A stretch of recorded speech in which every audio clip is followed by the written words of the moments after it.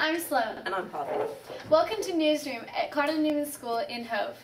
Today on BBC School News Report, we'll be asking whether or not the web has put an end to reading. And we'll be finding out how the students view the imminent changes to their school curriculum. We'll hear from a Year 12 student in her trip to the Japanese embassy. And we'll see how a student who only arrived in the country last September has had his English coursework commissioned by a local health authority to help it work with young celiac sufferers. And in the special report, we'll discover what happened when one of our own reporters gave up social networking for a week. First, today's headlines read by Mia. Search for Malaysian Airlines flight MH370 black box continues. NUT warns of further strike action. Gwyneth Paltrow and Chris Martin to separate, and Obama meets Pope Francis in Rome. Tablets, phones and e-readers, wherever you look or on them. A survey by the charity Quick Reads found that nearly half of UK adults who use technology to read said it made them read more, and a massive 62% said that being able to access free ebooks has meant that they've read books they wouldn't have otherwise read. We sent our reporter Nina to interview students, teachers, and librarians to find out how young readers are using new technology. Is the web stopping children from reading, or is it encouraging them, like their parents, to read more? Nina went to the school library to find out. Hi, I'm Nina from the BBC Schools News Report at Cardinal Newman School, and I'm here with Frankie, our school's librarian. So, what do you think are the benefits of e-readers over printed books? Well, there are a number of advantages with e-readers. They can end up being cheaper, for example, than buying a printed book, in the way that the classics are all available to freely download from various websites. So you could have a Kobo or a Kindle, and you could download all the classics on it, which are thousands of books, and also some of the older titles. So that would be obviously much cheaper than going out buying a whole library full of classics. So that's one advantage. The other advantage is that you can download books anytime, any place, anywhere. So you could be on holiday, or you have no money somewhere, to have an account with the Smiths or whoever, and you can download a book. So that's always really handy. You can already set up a library on your e-reader, so that a parent can set up a child's e-reader with all the classics and older books for nothing, and then make them join a library and have a load of library books in there, so that all the reading on their e-reader has been prescribed, so they know it's going to be good quality stuff. That's one. How do you think that you could integrate e-readers into the school library? Oh, into the school library, that would be, it has been a challenge, those sorts of things, but it is getting easier. What you'd have to do is you'd just get a few, keep them behind the desk, so students could use them in their break times or in their lesson times in the library. So unfortunately we wouldn't be able to lend them for people to take away, but they could use them in the library, and we could download certain books that they wanted. And for students with certain difficulties, it would be a real advantage to them. How do you think e-readers can benefit more disadvantaged students? If you're talking about disadvantaged students being people from families with not much of an income, then if they had an e-reader, they'd have to either get it from themselves, which would have an initial outlay of about £100, although you can get them much cheaper than that. But what they could get onto it for nothing, or for very little, or for is huge, because they can either join the library. You can go to Brighton Library, for example, and choose a book and have it downloaded onto your e-reader, or you can get it free, as I said initially. So it would be a huge advantage. They wouldn't actually have to pay for books at all. I mean, they can borrow books from the library, the school library, of course, but it would be, I think, a really wonderful thing for them to have. Okay, well, thank you. That's my pleasure. It's lovely to talk to you. Me too. Thank you. Now I'm here with Georgia, who's a student at Cardinal Newman. Georgia owns an e-reader, and I'm going to ask her some questions about it. What are some of the dangers of carrying an e-reader around with you? Well, because it's technology and it's quite expensive and relatively new, carrying an e-reader can be quite dangerous because of because it can be stolen. Water damage is quite serious. You can break it quite easily by dropping it. But on the other hand, it does give you an opportunity to carry many books at once without having to break your back. Okay. What do you think of e-books? I think e-books are really good. They're very good to carry around with you. If you're going somewhere and you have to wait a long time, you don't have to carry a big heavy book around. You just kind of slip it out. Okay. Well, finally, what made you decide to use an e-reader? I decided to use an e-reader because it's a lot easier to just download a book than wait for an opportunity to go to a shop, especially if a new book's come out that you really want to read. It's also good because some of the deals are better when buying on an e-reader than on in the shop, and also you can get quite a lot of books on an e-reader for free rather than having to go to a shop and buying it for a higher price. Okay. Well, thank you. 1. And now to an issue which is causing quite a stir in schools across the country. From September 2014, there'll be a new curriculum in place for some of the core subjects. Levels which have been used to assess students for many years are going, and students are being left out. We asked Harvey to find out more by interviewing our head teacher, Dr. Kilmartin. Okay, so Dr. Kilmartin, what do you think are the big changes facing students and teachers in the next few years? I think that in terms of the curriculum, things are going to get a lot better. I mean, one of the issues for students of your generation is that now everybody will have to remain on in education until the age of 17 at least. But that's no bad thing. It's always good to spend longer in education. And one of the big changes, I suppose, is that as long as you are in education, whatever form of education it is, if you haven't got GCSE English and mathematics, you will have to continue to study that. Thank you. What's your opinion about the move from coursework and controlled condition assignments to end of course exams? Well, I was always a very strong believer in having a mixture. Because I think that different students prosper under different assessment regimes. So some students are very good at taking exams and do not find that a problem. But other students do find it a real problem. They get very stressed by the examination process. They might be very good at coursework, but then not like in the hour. Exactly. In the hour. Yeah, that's right.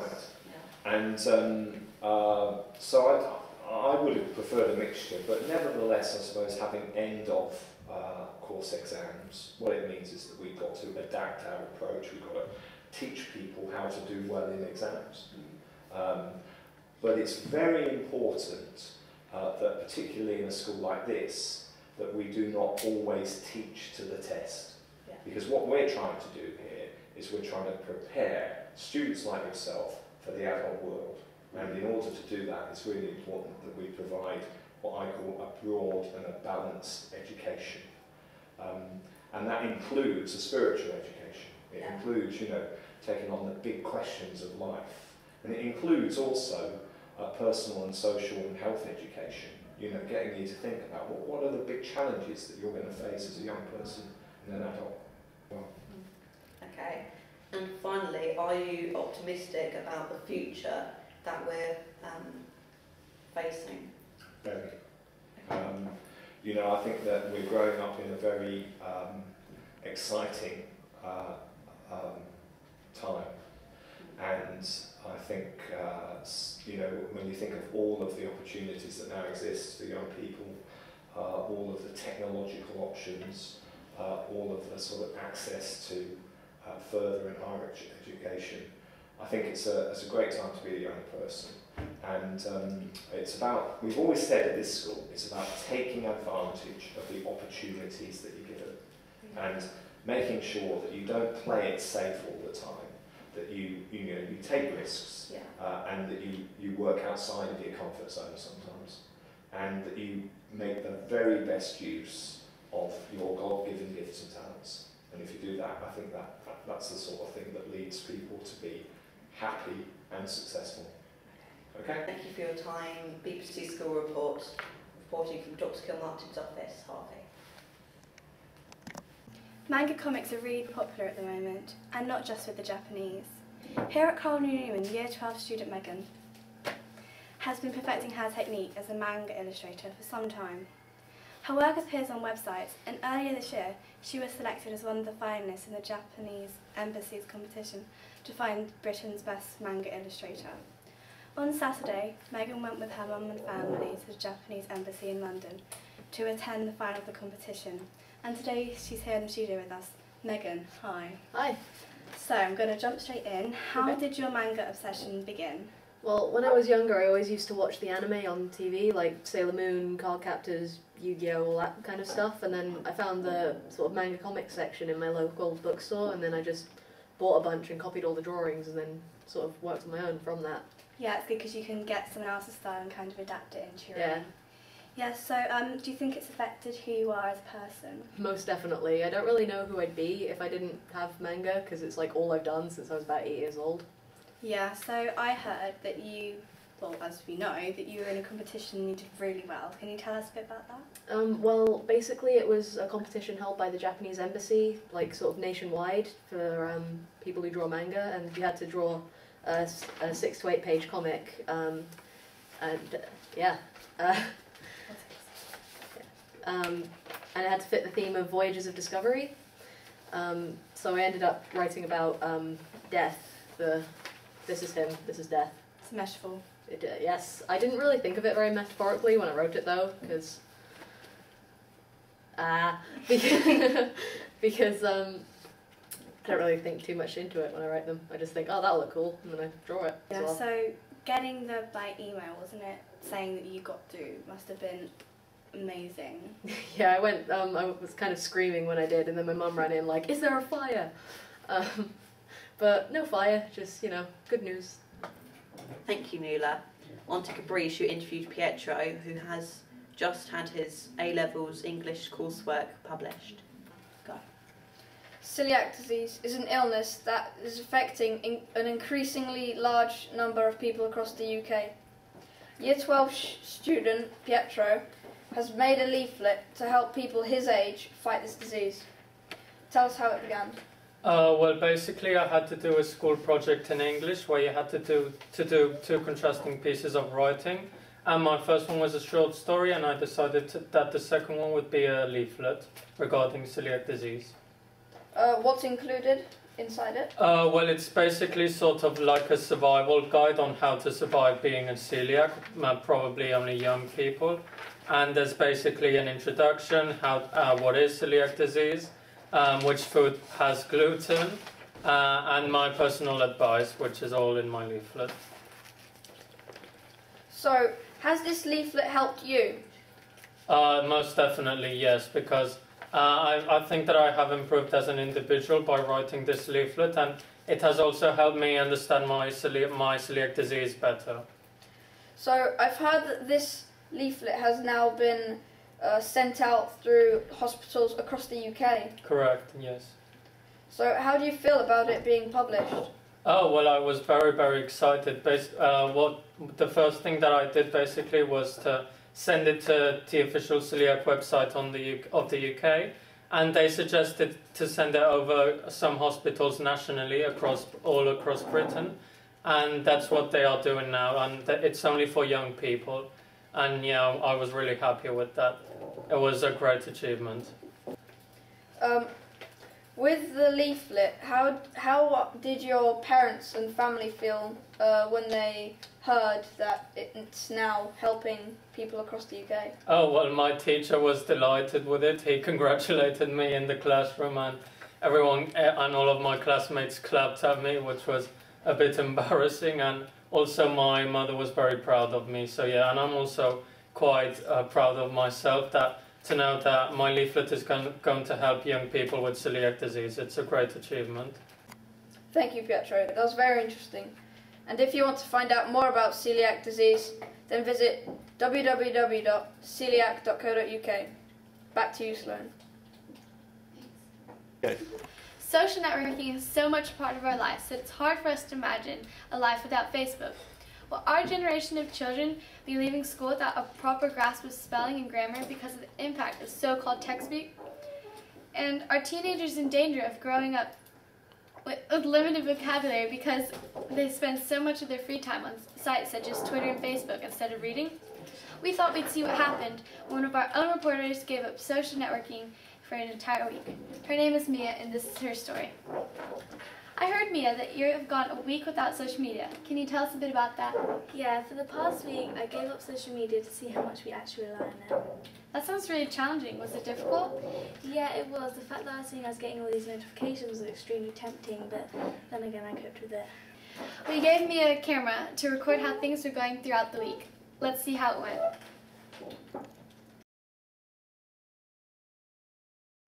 What are you doing? I am blocking social media from my life for a week. Alright. How are you finding it so far?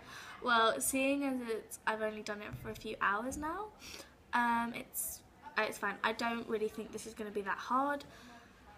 Yeah. What do you hope to get out of this experience?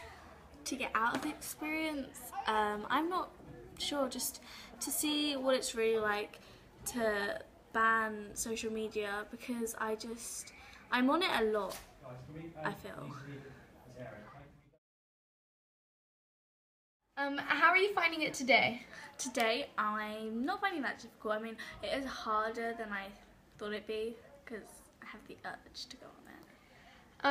What is the most difficult thing you're finding? The most difficult thing, I'd say, is looking to see that I have notifications. Like, I see that I have notifications, I just want to go on them, but I can't. How confident are you right now? On a scale of 1 to 10, I'm probably like a 7.5. Alright. How are you finding it today? Today, I'm finding it okay, a lot harder than I thought it'd be. What is the most difficult thing that you're finding? The most difficult thing is seeing that I have notifications and I really want to check them, but I can't. Yeah. How confident are you? I'm pretty confident. I'm pretty sure I'm going to get through this.